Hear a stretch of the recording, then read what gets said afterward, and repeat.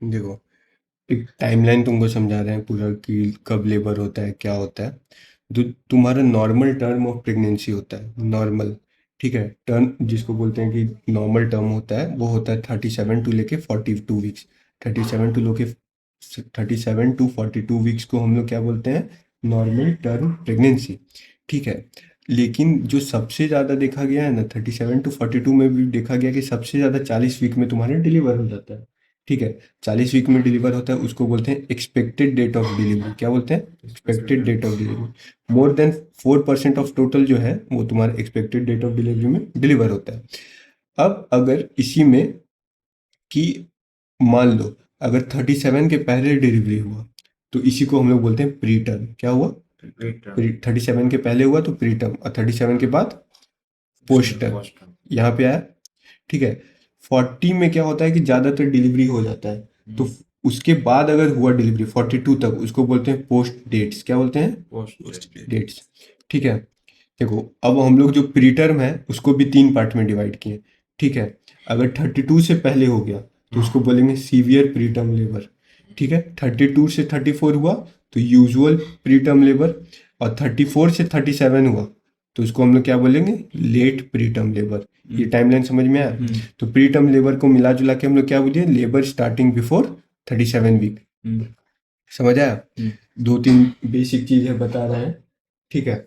कि cervical dilatation, cervical dilatation क्या होता है? Opening of cervix and its diameter. जो सर्विक्स होता है, जो ओपनिंग होता है तुम्हारा यूट्रस का, वहीं से बच्चा निकलता है। तो जब तुम्हारा पार्चुरेशन मतलब डिलीवरी का टाइम आता है तो उस समय क्या होता है, वो फैलता है। तो हम लोग कब पता कर, हमको क्या होगा, वो सर्विक्स जब डायलेट होगा तो हमको पता चलेगा कि अब निकालना है बच्चा, तो उसी को बोलते हैं सर्वाइकल डायलिटेशन। दूसरा होता है सर्वाइकल इफेसमेंट। सर्वाइकल इफेसमेंट का मतलब होता है जो तुम्हारा सर्विक्स है वो क्या होगा कि जब डिलीवरी का टाइम होगा वो बहुत स्ट्रेचेबल हो जाएगा, थिन हो जाएगा, ठीक है, और थोड़ा छोटा हो जाएगा, सॉफ्ट हो जाएगा, तब ना जितना वो हार्ड रहेगा तो निकलने में दिक्कत होगा। तो डिलीवरी के टाइम क्या होता है, सर्वाइकल इफेसमेंट, उसमें क्या होता है, thinning, shortening, softening of cervix that happens during pregnancy to prepare for labour and delivery. आया? कोरियोअमनायोटिस के बारे में बताए थे तुमको। कोरियोअमनायोटिस क्या होता है, असेंडिंग इन्फेक्शन होता है of originating, ascending infection originating in the genito urinary tract. मतलब जेनाइटो यूरिनरी ट्रैक्ट में नीचे से इन्फेक्शन होगा, नीचे से इन्फेक्शन जाएगा ऊपर कहाँ, कोरियन में। कोरियन का मतलब प्लेसेंटा, अमनायोटिस का मतलब अमनायोटिक सैक। मतलब तुम्हारा जो जेनाइटो यूरिनरी ट्रैक्ट है उसमें नीचे से इन्फेक्शन जाएगा किधर, मतलब पहले वजाइना में इन्फेक्शन हुआ होगा, फिर सर्विक्स में होगा, सर्विक्स से प्लेसेंटा में, प्लेसेंटा और सर्विक्स से तुम्हारा अमनाइटिक सैक और प्लेसेंटा में, उसी में and migrating towards the amniotic cavity. यहाँ तक समझ आया? ठीक है, कोई दिक्कत? प्री टर्म लेबर का कॉज पूछ रहा है, तो मतलब प्री टर्म लेबर मतलब जो समय है उसके पहले क्यों लेबर पेन हो रहा है या फिर ये सब कुछ हो रहा है, डिलीवरी ये सब का समय, उस समय डिलीवरी का एक सही समय होता है। क्यों? क्योंकि उस समय तक बच्चा इतना मच्योर हो जाता है कि वो इंडिपेंडेंट एग्जिस्टेंस के लिए, सर्वाइवल के लिए वो कर सकता है। लेकिन अगर उसके पहले हो जाएगा तो बच्चा इमच्योर है। तो उसका कारण क्या क्या हो सकता है?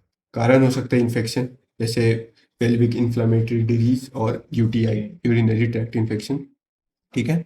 यूटेराइन ओवर डिस्टेंशन, मतलब कि यूट्रस ज़्यादा फूल गया है, कब कब हो सकता है, पॉलीहाइड्रामनियोस। पॉलीहाइड्रामनियोस क्या होता है, देखो, एक होता है बेबी जो होता है एक सैक के अंदर होता है, उसको बोलते हैं अमनायोटिक सैक, ठीक है। अमनायोटिक सैक में एक फ्लूइड होता है, उसको बोलते हैं हम लोग अमनायोटिक फ्लूइड। अगर वो बहुत ज़्यादा होगा, जैसे ट्विन बेबी हो गया या फिर किसी और कारण से वो फ्लूइड बहुत ज़्यादा होगा, तो उसी को बोलते हैं पॉलीहाइड्रा एमनायोस, ठीक है।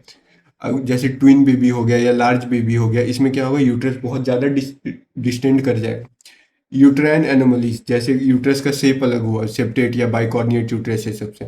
ब्लीडिंग इन कोरियन, मतलब प्लेसेंटा से ब्लीडिंग, कोरियन डेसिडुअल स्पेस, मतलब क्या हुआ कि जो प्लेसेंटा और बेबी के बीच में जो स्पेस बचा, ठीक है, उसमें ब्लीडिंग होने लगा। तो वो क्या करेगा, वो मेम्ब्रेन को दबाएगा। जैसे मान लो ये तुम्हारा बेबी था, ये तुम्हारा प्लेसेंटा था, यहाँ पे ब्लीडिंग होगा तो ब्लड जमा होगा तो क्या होगा, इस मेम्ब्रेन को दबाएगा ना एमनाइटिक साइट को, ठीक है। या फिर कोई मैटरनल फीटल डिस्ट्रेस हो गया, ठीक है।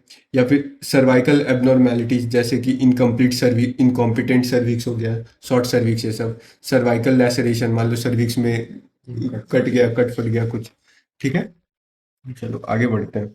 तो डायग्नोसिस कैसे करेंगे हम लोग कि आपका प्रीटर्म लेबर है ये। एक तो हमको पता चलेगा कि आपका जो है एक हमको डायग्नोसिस करना है प्रीटर्म लेबर का। आप तो मतलब उसका जो मतलब सर्विक्स वर्विक्स ये सब है, वो जो डायलेट होना चाहिए था, स्ट्रेचिंग ये सब होना चाहिए था, वो होना चाहिए था 37 to 42 वीक्स में। अगर वो पहले ही हो गया तो मतलब यूट्राइन कॉन्ट्रैक्शन जितना रिक्वायर्ड है डिलीवरी के लिए वो होना चाहिए था टर्म पे, लेकिन वो पहले हो गया तो उसी तरह। तो हम लोग करेंगे यूट्राइन कॉन्ट्रैक्शन को मेजर करेंगे। किससे? इलेक्ट्रोहिस्टोग्राफी से। कि कितना बार कॉन्ट्रैक्शन हो रहा है। देखेंगे कि अगर 20 मिनट में 4 बार हो रहा है और या फिर 1 घंटे में 8 बार हो रहा है, तो मतलब अच्छा खासा अमाउंट ऑफ कॉन्ट्रैक्शन है। इतना अमाउंट ऑफ कॉन्ट्रैक्शन आपको डिलीवरी में ही यूज आता है। ठीक है, तो अगर ऐसा हो गया तो हम बोलेंगे भाई आपका कॉन्ट्रैक्शन तो जब डिलीवर करना है उस समय तक वाला है। फिर पीवी एग्जामिनेशन करेंगे। पीवी एग्जामिनेशन में देखेंगे कि आपका सर्विक्स क्या है। अगर डायलिटेशन 1 सेंटीमीटर से ज़्यादा है और 80% इफेसमेंट हो गया मतलब सर्वाइकल थिनिंग, तो उसको हम लोग बोलेंगे कि आपको प्रीटर्म लेबर हो गया है। फिर देखेंगे अगर डायलिटेशन 3 सेंटीमीटर से ज़्यादा है और इफेसमेंट 80% से ज़्यादा है तो हम लोग बोलेंगे एडवांस प्रीटर्म लेबर। ठीक है। अगर डायलिटेशन 3 सेंटीमीटर से कम है और इफेसमेंट कम है तो उसको हम लोग बोलेंगे अर्ली प्रीटर्म लेबर। ठीक है। अगर डायलिटेशन 1 सेंटीमीटर ही है और इफिशमेंट भी बहुत कम है तो फिर हम लोग सर्वाइकल एग्जामिनेशन करके देखेंगे। मतलब ट्रांसवेजाइनल सोनोग्राफी में सर्वाइकल एग्जामिनेशन करेंगे। ट्रांसवेजाइनल सोनोग्राफी टीवीएस सीएक्स मतलब सर्वाइकल एग्जामिनेशन। अगर अगर देखेंगे कि तुम्हारा सर्विक्स जो है 2.5 सेंटीमीटर से ज़्यादा है तो हम लोग बोलेंगे फॉल्स लेबर। ठीक है। और अगर जो तुम्हारा सर्विक्स जो 2.5 सेंटीमीटर से कम है तो हम लोग बोलेंगे उसको थ्रेटेंड प्रीटर्म लेबर। क्या बोलेंगे? Threatened preterm. तो डायग्नोसिस करने का यही तरीका है। ये चीज़ समझ आया? इसको तुमको थोड़ा याद करना पड़ेगा लिखने के लिए। कॉम्प्लिकेशन क्या क्या हो सकता है अगर प्रीटर्म लेबर है तो? फीटल कॉम्प्लिकेशन क्या क्या हो सकता है? Respiratory distress syndrome. ठीक है। इसको मतलब हाइलिन मेम्ब्रेन डिजीज भी बोलते हैं। ठीक है। नियोनेटल इंटेरोकोलाइटिस। इंटेरो मतलब हो गया बावेल। ठीक है। वो सब में क्या हो जाएगा? इन्फेक्शन हो जाएगा। नियोनेटल डेथ हो सकता है। इंट्रावेंटिकुलर हेमरेज हो सकता है मतलब दो वेंट्रिकल्स के बीच में ब्लीडिंग हो सकता है। मैटरनल क्या क्या प्रॉब्लम हो सकता है? एंडोमेट्राइटिस हो सकता है। प्यूरपीरियल सेप्सिस हो सकता है। प्यूरपीरियम होता है डिलीवरी के अगला 6 वीक। डिलीवरी के अगला 6 वीक में अगर माँ को सेप्सिस हो सकता है तो उसको बोलेंगे प्यूरपीरियल सेप्सिस। ये क्यों हो सकता है? तुम्हारा प्रीटर्म लेबर का ये सब कॉम्प्लिकेशन है। समझ आया? मैनेजमेंट क्या करेंगे? मैनेजमेंट में अगर देखेंगे मैनेजमेंट में क्या है, अगर वो उसका टर्म के पहले आया है, ठीक है, प्री टर्म है, तो उसका मतलब उसका लंग मैच्योर नहीं हुआ होगा। क्योंकि लंग मैच्योरिटी तो टर्म पे होता है तो हमको लंग मैच्योरिटी के लिए कुछ दवाई देना पड़ता है। लंग मैच्योरिटी के लिए हम लोग दवाई देते हैं, वो होता है तुम्हारे स्टेरॉइड्स। क्या होता है? लंग मैच्योरिटी के लिए क्या देते हैं हम लोग? स्टेरॉइड्स। स्टेरॉइड्स हम लोग आईवी या आईएम दोनों दे सकते हैं। डेक्सामेथासोन दे सकते हैं। 6 mg/12 आवर 4 डोज देंगे। या फिर बीटा मेथासोन दे सकते हैं 12 mg/24 आवर 2 डोज दे सकते हैं। दोनों बराबर कारगर है मतलब दोनों का जो इफिशियंसी है सेम है, तुम अपने हिसाब से कुछ भी दे सकते हो। ठीक है। और देंगे आर्टिफिशियल सर्फेक्टेंट। आर्टिफिशियल सर्फेक्टेंट इसलिए देते हैं ना तुम्हारा, ताकि लंग्स जो है इलास्टिक हो जाए। सर्फेक्टेंट लंग्स के लिए क्या है? इलास्टिसिटी का काम करता है। तो ठीक है, तो उसमें कब देते हैं? Postnatally by intratracheal route. मतलब क्या होगा? डिलीवरी के बाद हम लोग क्या देंगे उसको? ट्रैकिया के थ्रू देंगे ये। ठीक है। तो दवाई का नाम क्या है? सर्वेंटा है, एक्सोसर्फ है और एलिस है। ठीक है। अब एक होता है टोकोलाइसिस। देखो, जब यूट्राइन कॉन्ट्रैक्शन इनसफिशिएंट था तो हम लोग उसको क्या बोलते थे कि आपका यूट्राइन कॉन्ट्रैक्शन कम हो रहा है, तो हम आपको क्या देते हैं? ऐसा दवाई देते हैं कि कॉन्ट्रैक्शन हो जाए और आपका बेबी डिलीवर हो जाए। तो उसको हम लोग बोलते थे, कौन सा दवाई था? ऑक्सीटोसिन ये सब जो था। ठीक है, वो कॉन्ट्रैक्शन को बढ़ाता था। यहाँ क्या है? यहाँ समय के पहले ही कॉन्ट्रैक्शन ज़्यादा हो रहा है तो हमको यहाँ कॉन्ट्रैक्शन क्या करना पड़ेगा? कम करना पड़ेगा। तो कॉन्ट्रैक्शन कम करने के लिए जो हम दवाई देते हैं उसी को हम लोग बोलते हैं क्या? टोकोलाइसिस। ठीक है। Medication to delay pregnancy, it relaxes uterus. आया? To get time for lung maturity. तो ड्रग्स कौन कौन सा होता है जो टोकोलाइसिस होता है? उसको ट्रिक है डॉन बीसीसी पीपी, याद रखना, डी से डायोक्सोसाइड। ठीक है। ये क्या होता है? स्मूथ मसल रिलैक्सेंट होता है।